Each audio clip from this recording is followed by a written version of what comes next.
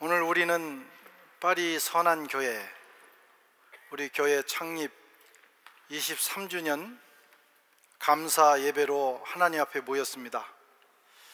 지난 23년은 그냥 세월이 흘러간 것이 아니라 하나님의 은혜와 인도하심을 경험하는 시간이었습니다. 하나님께서는 우리 교회와 또 저와 여러분들을 자로 잰 듯이 인도해 주셨습니다. 제가 처음 우리 교회 칼럼을 쓸 때 첫 번째 제목이 자로 잰 듯이 인도하시는 하나님이었는데, 돌아보면 하나님께서는 너무나도 정확하게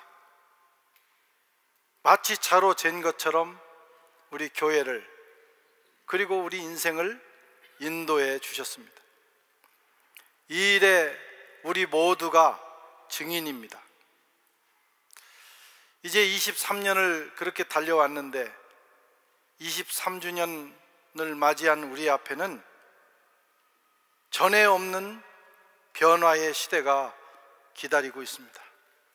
세계는 이 급격한 변화의 시대를 맞이해서 어떻게 해야 될지 서로 갑론을박하면서 고민하고 또 흔들리고 도전하고 있습니다. 우리 교회도 새로운 시대를 맞이할 준비를 해야 합니다. 제가 처음 프랑스에 올 때 삐삐 시대였어요. 막 노트북 컴퓨터가 이제 선을 보이기 시작하는 1996년. 그래서 저도 조그만 걸 하나 사가지고 왔다가 몇 번 못 쓰고 고장이 나서 버린 기억이 있습니다. 그 PC가 우리 손에 들려지면서 우리는 굉장히 혁명적인 변화를 맞이했어요. 모든 게 바뀌었습니다. 저는 옛날에 설교 원고를 쓸 때 6페이지를 6번 썼습니다. 3번 썼습니다. 초벌을 쓰고 또 다시 쓰고 마지막 원고를 쓰면서, 그렇게 써야 그 기록하면서 하나님의 역사가 있고 막 은혜가 되고 감동이 됐어요. 근데 어느 날 이제 컴퓨터 시대가 와서 이 노트북으로 설교 원고를 쓰는데 영 은혜가 안 되는 거예요. 이렇게 이 뒤에 있던 것이 순서를 좀 이렇게 바꿔보기도 하고 편집하고 그러니까 이게 은혜가 안 되는 거예요. 근데 지금은 익숙해져서 설교 원고를 또 여러 가지 일들을 컴퓨터 자판으로 진행을 했습니다. 그게 이제 한 30년 된 겁니다. 그런데 오늘날은 AI, 인공지능이 나타나더니 최근에는 생성형 인공지능, 아시죠? 챗GPT를 기반으로 하는 시스템이 들어오면서 사회 전반을 바꿔놓고 있습니다. 우리 선교학계에서도 이 시대에 어떻게 우리는 선교할 것인가를 고민하는 아주 중요한 이 토론의 논제가 되었습니다. 아마 5년 안에 세상은 주님이 오시거나 아니면은 만약에 오시지 않는다면 세상은 우리가 상상할 수 없을 만큼 바뀌게 될 거예요. 저와 여러분들이 개인적으로 직면한 도전이기도 하지만, 이제 그리스도 교회가 이 시대를 어떻게 대면하고 직면하고 우리가 따라갈 것인가, 여기서 어떻게 하나님의 역사를 이루어갈 것인가를 고민해야 되는 시대가 되었습니다. 홍수처럼 밀려올 거예요, 변화가. 그때 우리 교회는 어떤 모습으로 이 시대의 사명을 감당할 것인가. 23주년을 맞이하면서 저는 그 고민을 했습니다. 먼저 중요한 건 우리의 정체성, 교회가 무엇인가, 교회에 대한 본질, 교회가 감당해야 될 사명, 어떤 시대가 와도 변하지 않는 그것을 확인하고 붙드는 것이 중요하다. 이것이 흔들리면 우리는 그냥 파도에 휩쓸려 버리게 돼 있어요. 그러나 이것이 분명하면 우리는 그 파도를 타고 새로운 시대에 새로운 사명을 감당하면서 하나님 나라를 이루어갈 수 있게 될 것입니다. 우리 교회가 그런 교회가 될 수 있기를 주의 이름으로 축원합니다. 이 시대에 넋놓고 있는 사람은 나중에 도태되게 됩니다. 교회도 마찬가지입니다. 기도하면서 하나님, 이 시대에 우리가 어떻게 살아야 될까요? 하나님, 우리 교회가 이 시대에 어떤 모습으로 서야 될까요? 고민하고 기도해야 합니다. 저는 창립 주일마다 교회란 무엇인가에 대해서 늘 말씀을 드렸습니다. 오늘도 교회에 대한 말씀을 나누도록 하겠습니다. 첫째로 교회는 주님의 몸입니다. 에베소서 1장 23절에 교회는 그의 몸이니 만물 안에서 만물을 충만하게 하시는 이의 충만이니라. 사도 바울의 교회론입니다. 사도 바울은 교회란 그리스도의 몸이라고 하는 이 사실을 계시받았습니다. 주님은 이 교회를 통해서 세상을 구원하는 일을 이루어 가십니다. 예수님께서 승천하시면서 성령을 보내시고 교회를 남기셨어요. 그 교회가 우리 주님을 대신해서 세상을 구원하는 그 선교적 일을 감당하게 되는 것입니다. 교회는 그리스도의 몸입니다. 교회는 단순히 어떤 건물이나 모임이 아니라 그리스도를 정점으로 하는, 그리스도를 머리로 하는, 그리고 우리는 그의 지체를 이루는 그리스도의 몸입니다. 먼저 교회는 주님이 머리이십니다. 머리 대신 주님의 뜻과 그 명령에 귀를 기울여야 합니다. 사람도 정상적인 사람은 모든 것이 머리가 통제합니다. 심지어는 우리 감정까지도 머리에서 통제하는 거예요. 이 머리의 통제를 받지 않는 순간부터 우리는 병원으로 가야 합니다. 울어야 되는데 머리는 울어야 된다. 지금 상황이 울어야 될 상황이다. 그런데 웃고 있다. 그럼 빨리 병원에 가야 되는 거예요. 정상적인 건강한 사람은 머리로부터 오는 그 명령에 민감하게 순종합니다. 교회도 마찬가지입니다. 그리스도께서 우리에게 뭐라고 말씀하시는지, 그리스도의 뜻, 예수님의 명령이 오늘날 우리에게 원하시는 것이 무엇인지에 귀 기울이고 따라갈 때 우리는 건강한 교회가 될 수 있어요. 성도는 교회의 지체입니다. 우리는 교회를 통해서 그리스도의 몸을 이루어 갑니다. 나도 몸이고 여러분도 몸이에요. 우리 모두 예수 그리스도의 영적인 몸을 이루는 지체입니다. 그래서 서로가 소중하고 서로가 존귀합니다. 서로 사랑하고 서로 돕고 서로 격려하고 조화를 이루며 살아야 합니다. 서로를 존중해야 합니다. 왜? 한 몸이기도 하고 또 예수 그리스도의 몸이 되기 때문에. 나도 여러분도. 교회에 모이면 교회는 싸우는 곳이나 그렇게 생각하고 늘 서로 미워하고 싸우고 하는 사람들도 있어요. 어디에 가든지 늘 그런 얘기들을 듣습니다. 안타까운 일이에요. 우리 모두가 서로 그리스도의 몸을 이루는 소중한 존재임을 알고 서로가 다르지만 서로를 존중하고 사랑하고 지지하고 격려하는 관계가 돼야 돼. 우리 교회는 세상의 어떤 교회보다도 우리 선한교회는 굉장히 그래도 화목한 교회 중에 하나입니다. 하나님께서 기뻐하실 줄 믿어요. 싸움이 없다는 것만 해도 얼마나 감사한지 몰라요. 교회는 주님의 몸입니다. 우리가 주님을 사랑한다면 교회를 사랑해야 됩니다. 교회, 주님이 이 땅에 남기신 영적인 몸을 함부로 대하고 사랑하는 마음이 없는데 내가 이 교회의 실체가 되신 그 주님을 사랑한다? 그건 거짓말이에요.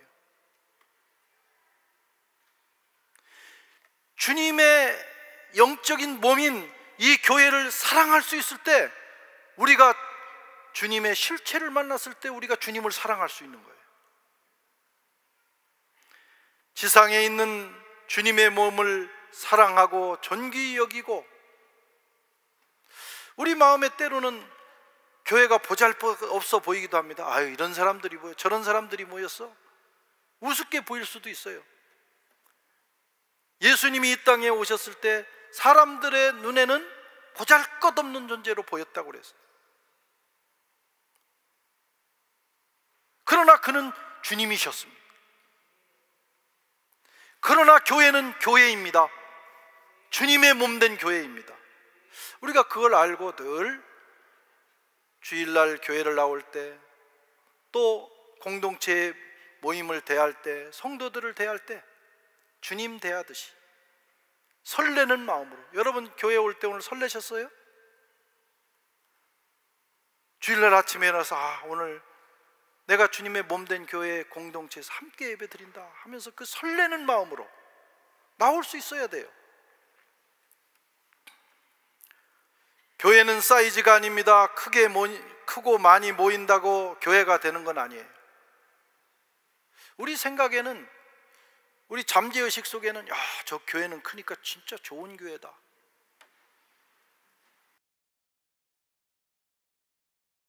그때는 정말 조직도 약하고 교인들도 그렇고 구성원도 그렇고 너무 작아. 저 교회는 또 별로인 것 같아 하는 마음이 우리 속에 있습니다. 그러나 교회는 사이즈가 아니에요. 어떤 사람들이 모였느냐가 아니에요. 교회는 교회인 것입니다. 올리브 나무를 생각해 보세요. 올리브 나무 중에는 큰 나무도 있고 작은 나무도 있어요. 좋은 거름을 빨아들여서 풍성한 열매를 맺기도 하고, 어떤 나무는 그렇지 못해서 열매를 조금 맺고 마치 말라 비틀어진 것 같은 보잘것없는 모양도 있을 수 있어요. 그러나 그 나무는 올리브 나무예요. 멋지게 생겼다고 올리브 나무가 아니라 그냥 올리브 나무는 올리브 나무예요. 교회는, 그리스도의 교회는 어떤 모양을 가지고 있을지라도 교회는 교회인 거예요.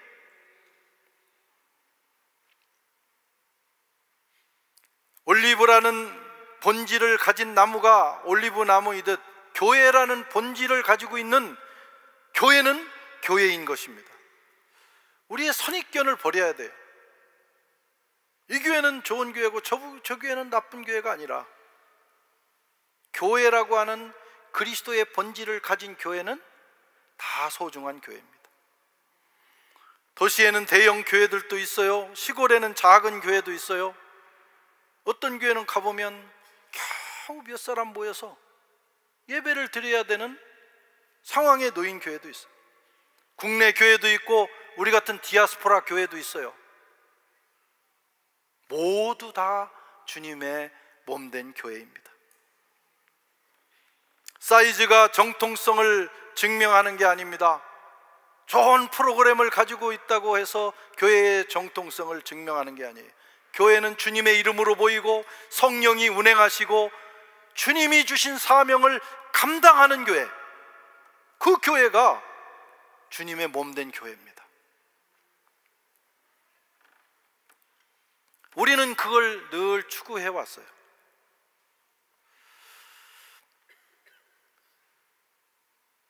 지난 23년 동안 우리 교회가 이 자리까지 온 것은 어떤 개인의 힘이 아닌 하나님의 은혜였습니다. 다만 목회자인 저는 우리 교회가 주님의 이름으로 보이고 늘 성령이 운행하시고 주님이 우리에게 주신 그 사명을 잊지 않고 늘 그 사명을 위해서 기도하면서 가도록 기도하고 또 여러분들에게 말씀을 전했어요. 이 세 가지가 유지가 되면 우리 교회가 크든 작든 이 교회는 그리스도의 교회입니다. 하나님이 은혜를 주셨어요. 그리고 수많은 성도들이 오고 가면서 제가 이렇게 따져보니까 요즘은 등록자가 옛날에 비하면 반으로 줄은 거예요. 코로나 이후에. 우리가 막 부흥할 때는 1년에 한 30명까지 등록을 했어요. 그리고 상당한 70-80%가 정착을 했어요. 물론 이제 짧게 왔다 가는 분들이 많기 때문에 그렇지만 진짜 많은 분들이 20년 동안 우리 교회 등록해서 신앙생활하고 간 분들을 그렇게 잡아보니까 한 3,000명 정도 된다고 봐야 돼요. 진짜 많이 왔다 갔습니다. 그분들이 울고 웃으며 땀 흘리며 이 주님의 몸된 교회를 위해서 기여했어요. 그 역사의 흐름 속에 저와 여러분들이 있는 거예요. 앞으로 10년 후에는 또 누군가가 우리를 기억하실 것입니다. 어쨌든 우리 선한 교회는 주님의 은혜와 또 저와 여러분들의 헌신을 통해서 교회의 본질을 지키고 여기까지 오게 됐고, 앞으로 주님 오시는 날까지 주님께서 은혜 주시기를 바랍니다. 그리고 저와 여러분들이 정말 진정한 주님의 교회로서 우리 교회가 설 수 있도록 늘 그걸 명심하고 가슴에 새기고 갈 수 있기를 바랍니다. 본질을 붙드는 게 중요해요. 두 번째로 교회는 구원의 방주입니다. 창세기 7장 1절 여호와께서 노아에게 이르시되 너와 내 온 집은 방주로 들어가라. 이 시대에 이 세대에 내가 내 앞에서 의로움을 내가 보았노라. 홍수 심판 아시죠? 하나님께서 모든 피조물들을 심판하시는 그날, 노아의 가족과 노아 그리고 일부의 생명체들이 구원을 받았어요. 조건은 단 한 가지입니다. 방주로 들어갔다는 것이. 방주는 하나님의 심판을 피할 수 있는 하나님이 지정하신 유일한 도구예요. 그곳으로 들어간 자들은 일반 짐승까지도 구원에 이르렀습니다. 지금 세상은 죄와 절망, 두려움으로 가득한 세상이 되었습니다. 사람들은 겉으로 웃고 있지만 마음속에는 외로움의 홍수, 허무의 홍수, 불안의 홍수에 밀려가고 있어요. 사람들은 살아있는 것처럼 활동하고 있지만 그들은 죽음을 향해서 달려가고 있습니다. 노아 홍수와 다를 게 없어요. 또 우리 인생이 그렇습니다. 언젠가는 생명과 죽음의 심판대 앞에 서야 합니다. 우리가 구원받는 유일한 길은 하나님께서 지정하신 오늘날의 노아의 방주, 주님의 몸된 교회, 그 안에 계신 예수 그리스도를 만나는 것입니다. 이게 하나님의 방법이에요. 교회는 노아 방수처럼 영혼을 살리는 피난처가 되어야 합니다. 물론 교회라는 조직 자체가 우리를, 세상을 구원하는 건 아니에요. 그러나 교회에 오면 이 교회의 실체가 되신 예수 그리스도의 복음을 만나게 되고 주님을 만나게 되고 우리는 구원에 이르게 됩니다. 교회는 그 기능을 하는 거예요. 세상 사람들을 초청해서 지금 홍수가 난다고, 심판이 있다고, 그 죽음의 바다에서 이 구원의 방주로 들어오라고. 거기 들어오면 거기서 우리는 주님을 만나고 생명에 이르게 되는 것입니다. 그 기능을 하는 게 교회입니다. 우리 교회가 그런 교회가 되기를 바랍니다. 교회는 많은 기능이 있죠. 양육, 훈련, 교제, 봉사 다 중요합니다. 또 경우에 따라서는 그런 부분들을 더 강화할 필요가 있어요. 그렇다고 해서 그것이 교회만의 특성은 아닙니다. 세상 기관도 양육, 훈련, 교제, 봉사를 할 수 있어요. 그게 잘 된다고 우리는 교회라고 말하지 않습니다. 세상이 할 수 없는, 교회만이 할 수 있는 기능이 있어요. 그것이 바로 구원의 기능입니다. 베드로에게 열쇠를 줬어요.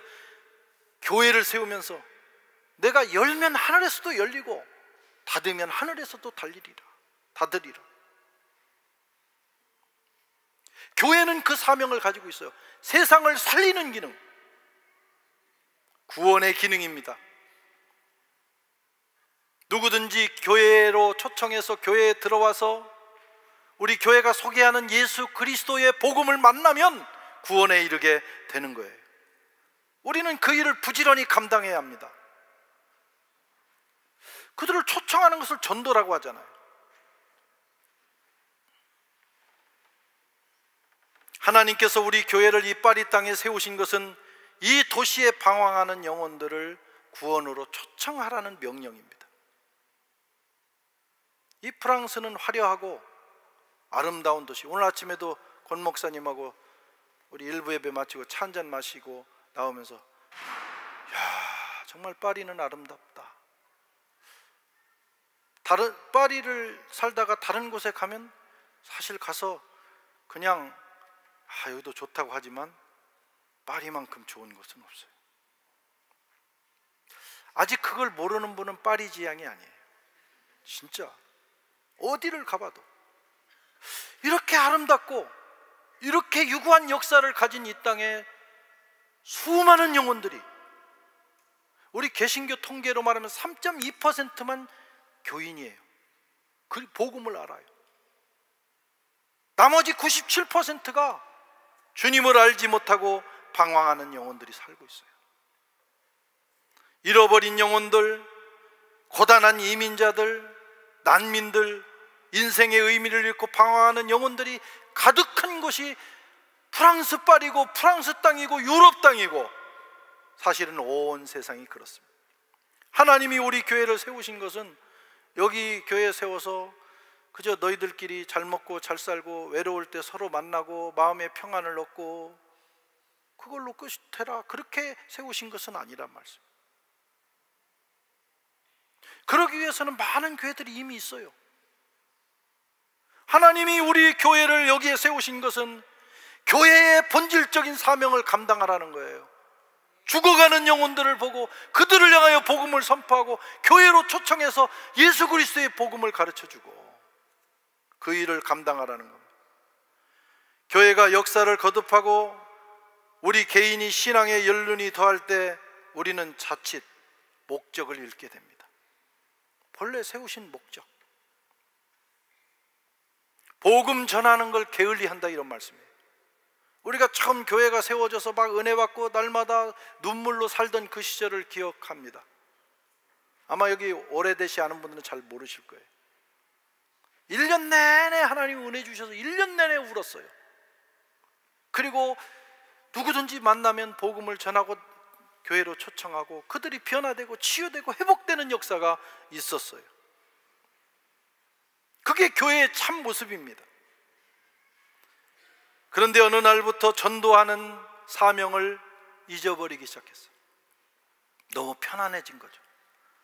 전도 안 해도 뭐 그냥 교회가 돌아가고, 우리 교회 돌아가게 하기 위해서 전도하는 건 아니잖아요. 그대로 있으면 죽으니까. 우리는 압니다. 하나님의 심판대에 서야 되니까. 홍수가 오니까. 구원의 길을 알고 있는 우리가 그 사실을 전해야만 돼요. 그렇지 않으면 이건 직무유기예요. 살인 방조예요. 그런데 어느 날부터 배신자를 적어내라고 하면 적어내는 사람이 없어요. 전도할 사람이 없다는 거예요. 없는 게 아니라 우리 마음이 없어진 거예요. 게을러진 거예요. 너무 편안해진 거예요. 개인도 전도의 사명을 잃어버리고 우리 교회도 그 사명을 잃어버려요. 그 사명 잃어버리면 교회의 존재의 이유의 한 부분이 없어지는 겁니다.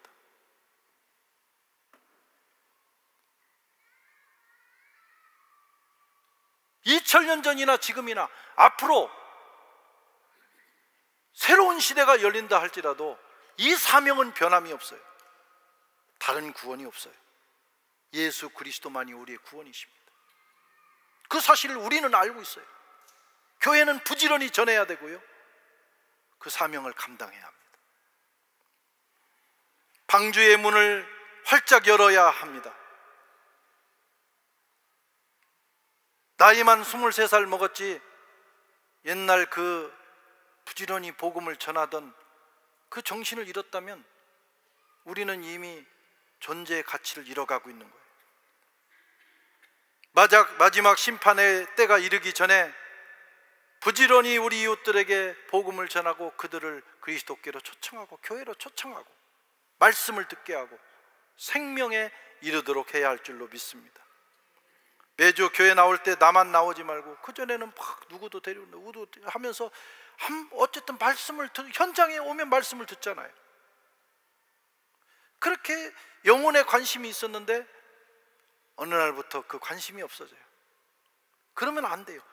다른 일 다 좋아요. 봉사하고 헌신하고 하는 것 잘하고 계시는데 그건 세상에서도 하는 거라고요.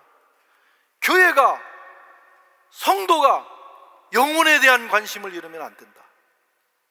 그래서 내 가족들, 주위에 있는 사람들에게 늘 일주일 동안 고민하셔야 돼요. 오늘 내가 누구에게 말씀을 나눌까? 말씀 나누기가 자신이 없고 쑥스러우면 데리고 와서 설교를 듣는 그 순간에 여러분들이 일하지 않습니다. 성령이 일하시는 거예요. 그래서 그들이 구원에 참여하게 되는 겁니다. 세 번째로, 선교의 사명을 가진 공동체가 되어야 합니다. 오늘 19절 같이 읽겠습니다.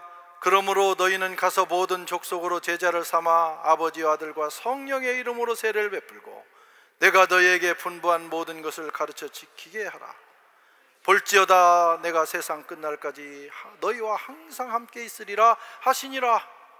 주님이 주신 마지막 명령, 그리고 지극히 높은 명령, 지상 명령입니다.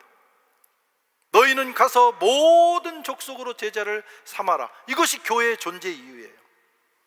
그래서 교회는 선교적 교회가 돼야 됩니다. 선교 신학계에서는 금세기 들어서 미셔널 처치에 대한 논의가 많이 되고 많은 논문이 나오고 미셔널 처치 그럽니다. 근데 정말 미셔널 처치가 있는가? 제가 지난번에 한국에 갔다가 저 충북에 상당교회라고 하는 곳에 금요기도회 집회를 갔어요. 그 서울 이남 지역에서는 상당히 큰 교회입니다. 그래서 상당교회, 제가 그렇게 했는데 크게 부흥한 교회인데, 이제 신임 목사님, 제가 잘 아는 분이에요. 그분이 이제 젊은 분이 오셔서, 담임 목사님 와서 그 교회를 그냥 전통교회에서 선교하는 교회, 그걸 넘어서 선교적 교회. 여러 선교적 교회라는 건 선교를 하나의 봉사, 교제, 구제의 한 부분으로 하는 게 아니라 교회의 DNA 자체가 선교라는 거예요. 교회의 존재 이유가 선교라는 거예요. 그게 선교적 교회예요. 미셔널 처치. 그래서 아주 표어를 미셔널 처치로, 나는 그렇게 한 교회는 처음 봤어요. 그리고 그 교회를 바꿔나가고 있는데, 물론 많은 저항, 그 장로님들, 기득권, 원래 거기에 익숙해져 있던 분들이 뭐 그렇게까지 하느냐 하면서 반대도 있고, 그러니까 만나자마자 그 스트레스를 막 얘기하는 거예요. 그러니까 본인도 모르게 그 속에서 일어나는 많은 갈등들.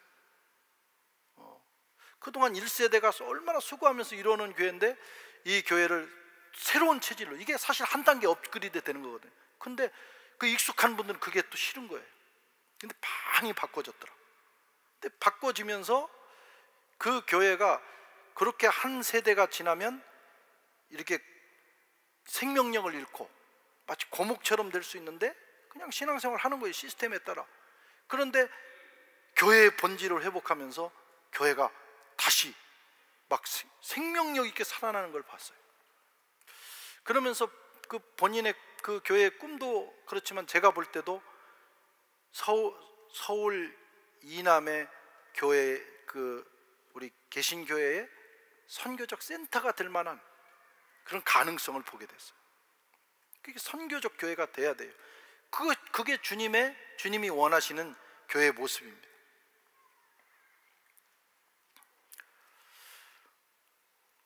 선교적 교회라는 것은 선교가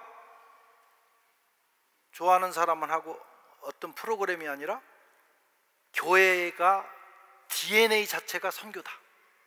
우리가 여기 존재하는 이유가 선교를 통해서 하나님 나라를 이루어가는, 그리고 이 세상을 기독교 문명으로 바꿔가는, 이 엄청난 일입니다. 가서 영혼만 구원하는 것이 아니라 세상을 바꿔나가는 일이에요.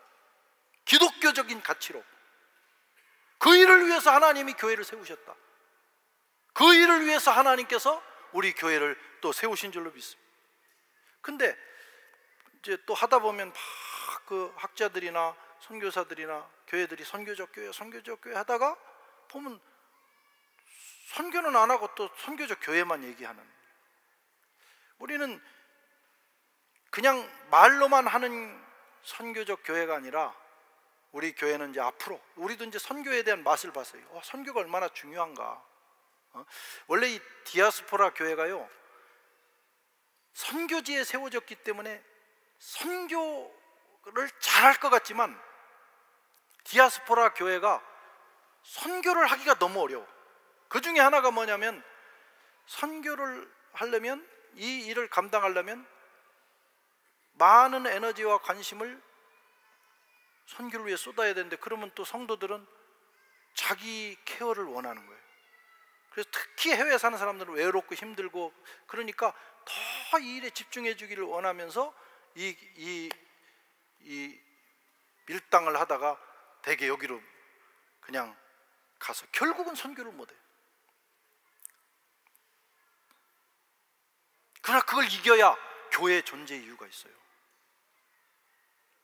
앞으로 우리 교회는 이제 선교가 얼마나 중요한 건가를 알았다면 주님 오시는 날까지 우리 교회가 그냥 선교를 위해서 존재하는 교회로 체질이 변해돼야 돼요. 그래서 내년부터는 2년 동안 선교 대운동의 해예요.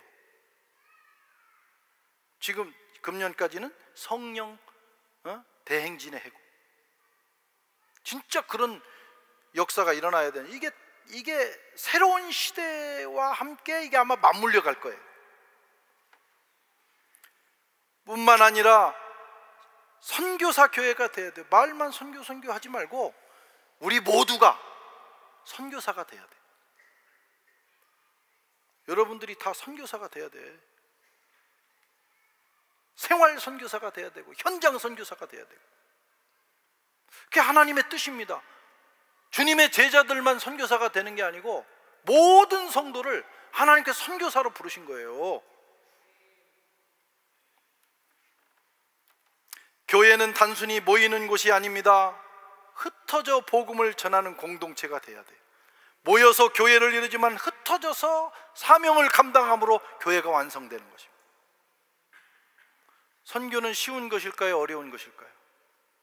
오늘 창립주일에 매우 부담스러운 말씀을 나누는 거예요. 선교는 쉬운 것일까요? 어려운 것일까요?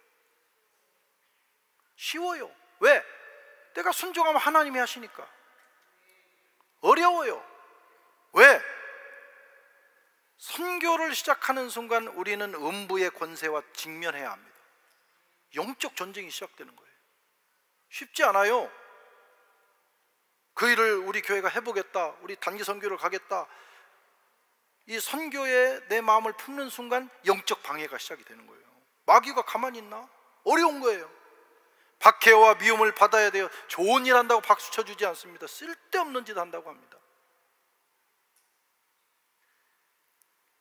희생과 헌신이 있어야 돼요. 재정을 헌신해야 되고, 내 재능을 헌신해야 되고, 시간을 헌신해야 돼요. 그래서 못하는 거예요. 그러나 그 일을 해야 우리 존재 가치, 교회의 존재 가치가 있어요. 교회는 안전한 곳을 찾아 안주하면 안 됩니다. 교회는 전선에 나가는 프론티어 교회가 돼야 돼요. 저 육군 본부에 앉아있어 이 펜 굴리면 군인 정신이 안 살아. 총 들고 38선에 가서, 또 그 현장에는 못 가더라도 후방에서라도 내가 전쟁 남은 적지에 투입되는 특수부대가 돼서 늘 긴장감 있게 훈련할 때 눈이 반짝반짝하고 군인 정신이 사는 거예요. 천하무적이 되는 거예요. 교회가 안정된 것을 추구할 때는 그냥 그러다가 지리멸렬하는 거예요. 하나님이 역사하지 않아요. 촛대가 떠나요. 우리가 늘 전선에 서서 긴장하고 이 사명을 감당할 때 하나님의 역사가 일어나는 거예요.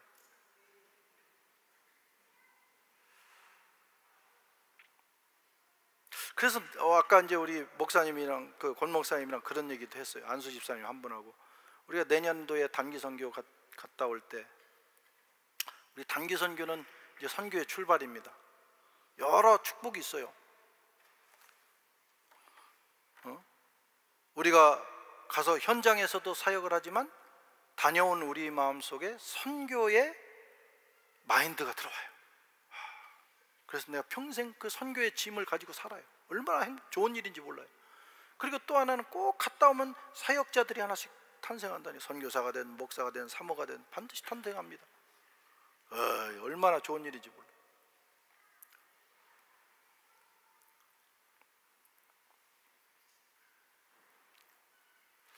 그런데 이제 여건상 못 가는 분들이 있더라고.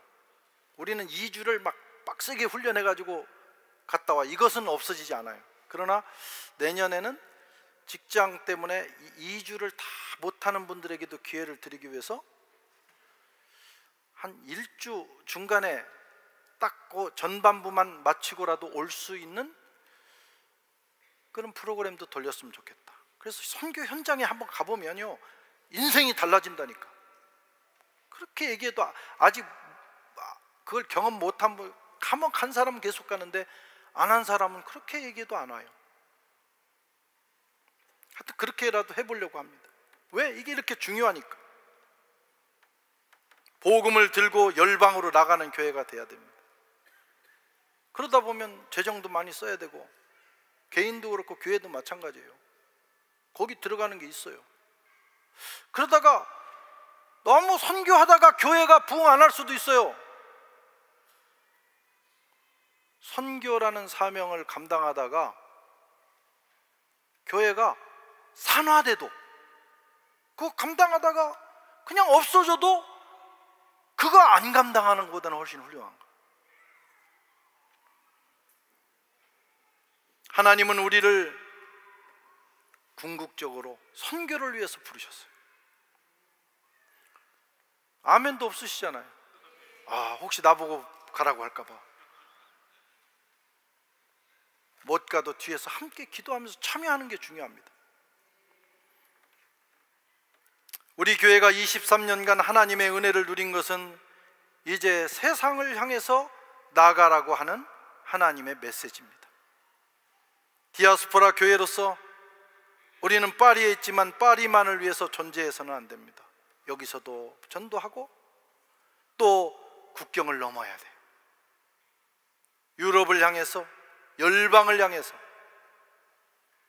우리가 아프리카 불어권만 위해서 가는 게 아니라 전 세계를 품고 기도할 수 있어요. 큰 교회만 하는 게 아닙니다. 그리고 또 하나 넘어야 될 넘어야 될 국경이 있어요. 다음 세대입니다. 다음 세대가 심각한 선교지가 됐어요. 10명 중에 2, 3명도 예수를 믿지 않아요. 우리 한국 민족만 놓고 보더라도 다음 세대를 향해서도 나가야 돼. 거기가 우리의 선교지입니다. 교회가 선교의 사명을 잃으면 본질을 잃습니다. 선교는 선택이 아니라 교회의 본질입니다. 우리 교회가 파리에서 빛을 발하고 세상 속에 복음을 전하는 그런 생명의 통로가 되기를 바랍니다. 23주년을 허락하신 하나님께 감사드리며, 하나님께서 우리 교회를 이 땅에 세우신 그 이유와 목적을 가슴에 새기고, 이제 23년, 이 23살 이후에는 더 장성한 모습이 돼서 복음을 전하는 일, 그리고 땅끝까지 세상을 품고 기도하고 헌신하는 선교적 일을 감당하는 우리 교회, 그리고 저와 여러분 되시기를 축원합니다.